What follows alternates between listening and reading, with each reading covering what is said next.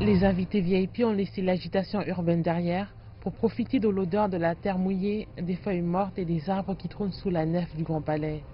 Tout était réuni pour transformer le podium Chanel en une ode à l'automne. C'est dans une forêt automnale que Karl Lagerfeld a présenté mardi, au dernier jour de la Fashion Week de Paris, une collection à base de bottes, d'écharpes et de longs manteaux pour se promener dans les bois.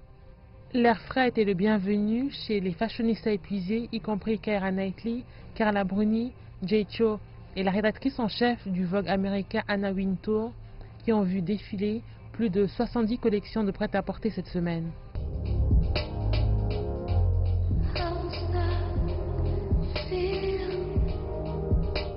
Cette Fashion Week a marqué le retour de la maison légendaire du couturier Paul Poiret qui a régné sur la mode il y a 100 ans et libéra les femmes du corset.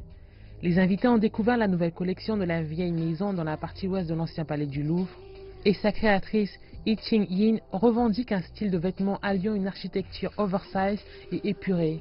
Elle incarne parfaitement l'esprit de Poiret qui avait banni le corset de ses créations dans sa collection qui propose 39 designs ayant une très grande richesse d'imprimés aux couleurs vives.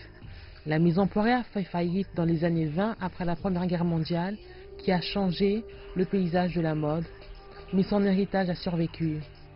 À Poiret a été attribué le développement révolutionnaire de la mode féminine. Il a rompu avec la couture et les dessins traditionnels qui sont étroitement liés à son invention de la jupe culotte descendant jusqu'aux chevilles et du pantalon bouffant. La Fashion Week de Paris a suivi mardi la créatrice jusqu'au Kenya. Les souvenirs de ses vacances au Kenya il y a 40 ans ont alimenté sa vision multiculturelle. C'est mon imagination, c'est tout. Parce qu'Africain, il ne portait pas le chapeau d'Afghanistan. C'est le chapeau de Massoud. Et chaque cas africain, il n'aime pas beaucoup. Les tartans, un vêtement typique de la tribu Maasai, enveloppaient les mannequins qui semblaient défier le vent hivernal de Paris, avec au pied des sandales fluorescentes et des chaussettes de foot. En embrassant le recyclage à l'africaine, la japonaise a utilisé des canettes de soda pour créer des masques traditionnels africains et des capsules de bouteilles pour faire des bracelets.